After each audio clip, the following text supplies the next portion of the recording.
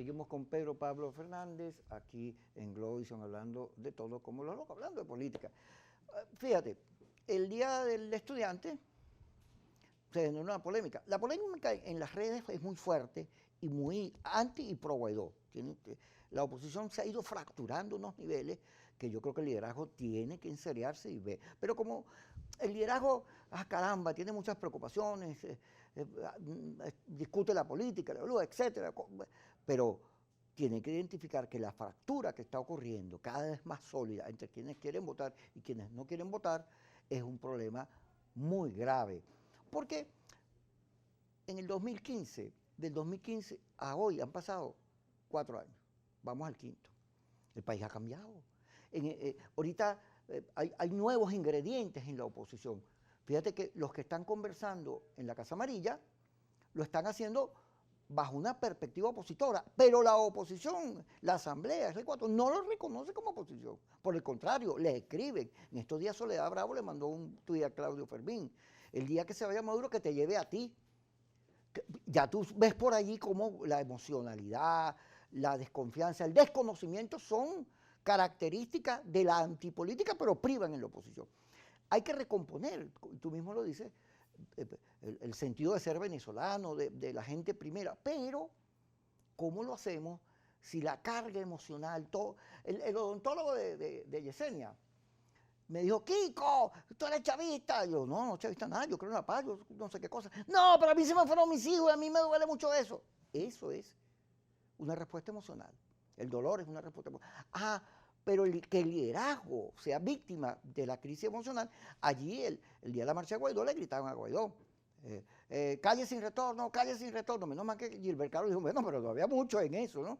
Pero el liderazgo no puede dejarse llevar por estas corrientes que en las redes o en la calle o en los sectores donde ella es mayoría le están gritando que haga cosas. Tienen que hacer las cosas que el diagnóstico del escenario le den. Y el diagnóstico está diciendo que por la vía que se va parece que no hay destino, que la otra también es complicada. Bueno, pero tienes que analizarlo.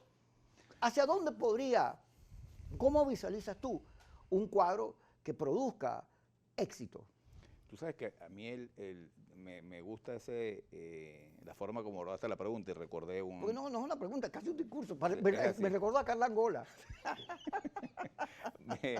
me recordó el 30 de abril, cuando estaba ocurriendo los hechos en el distribuidor de Altamira.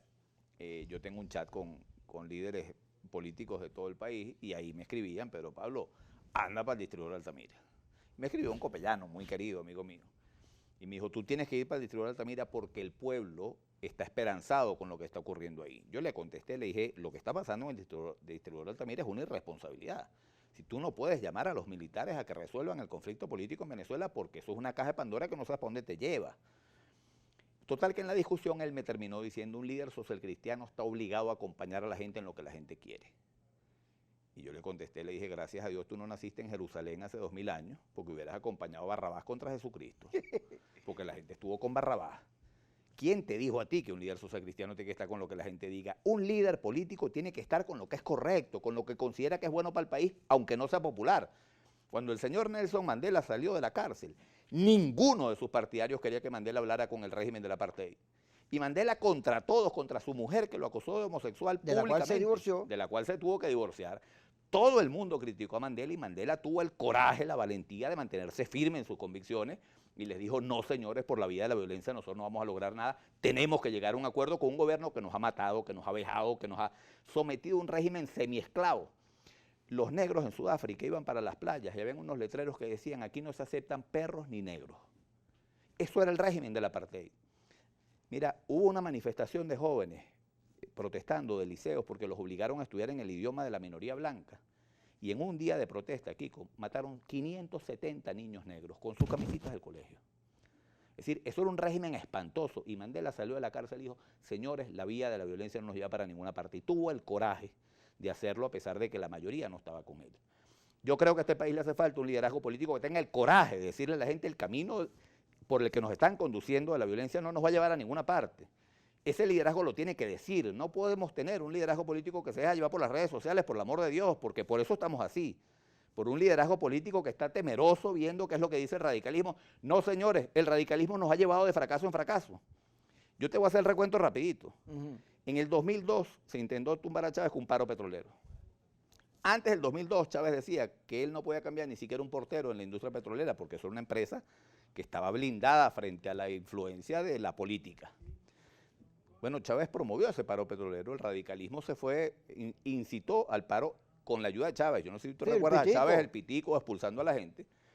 Y después del paro, Chávez se cogió PDVSA. ¿Cuál fue el resultado de esa lucha radical? Que Chávez se cogió PDVSA. Después vino Altamira. ¿Tú recuerdas cómo se promovía que los militares se pronunciaran en Altamira contra Chávez? Desfilaron militares, tenientes, coroneles, capitanes, generales por el distribuidor. ¿Qué pasó después de ese momento de radicalización? Que Chávez purgó la Fuerza Armada y terminó asumiendo el control de la Fuerza Armada.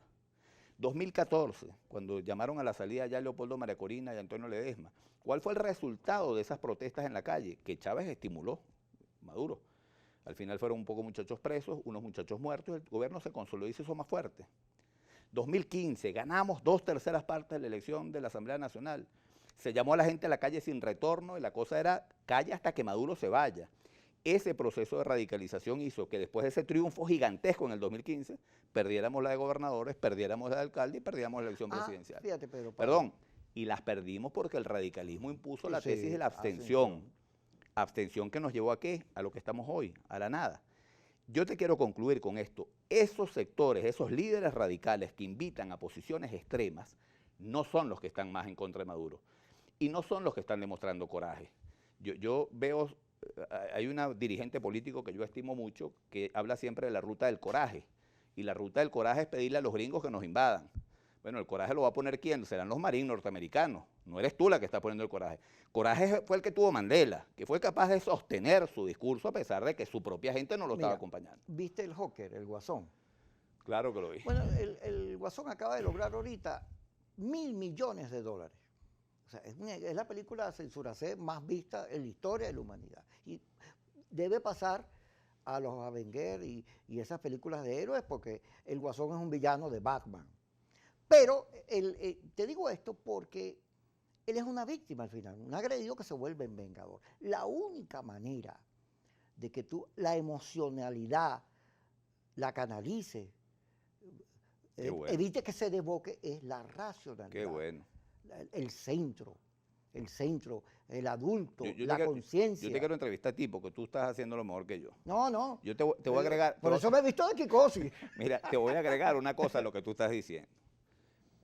Por ahí apareció un obispo, que no me puedo acordar el nombre, de Irak, un obispo católico, que dijo que todos estos grupos islámicos, ISIS y todos estos grupos, que andan por todos los pueblos de Irak y del Medio Oriente asesinando cristianos, llegan a pueblos con las armas, identifican a los cristianos, niños, ancianos, bebés, mujeres, los matan a todos. Él decía, todos estos grupos extremistas son hijos de la guerra de Irak. Y explicaba, esto no existía antes de la guerra de Irak, estos grupos extremos. Estados Unidos bombardeó unas ciudades, cayeron unas bombas, cayó una bomba en un preescolar, cayó una bomba aquí, hubo víctimas inocentes, y eso generó un odio que terminó ese odio convirtiendo al Medio Oriente en un infierno hoy. Porque la violencia, Kiko, genera violencia. Mira, Ángela no vino. El aguacero que está cayendo le evitó llegar. Entonces vamos a agarrar otro negro porque te acabo de mostrar una gráfica del IPIS. Esa es una asociación de periodísticas de investigación que estudian temas de la libertad de expresión y afines. Y ellos descubrieron en una investigación, efectivamente, hay en el gobierno un discurso de odio y violencia y le ponen ahí sus resultados porque además tienen los Twitter y la cosa.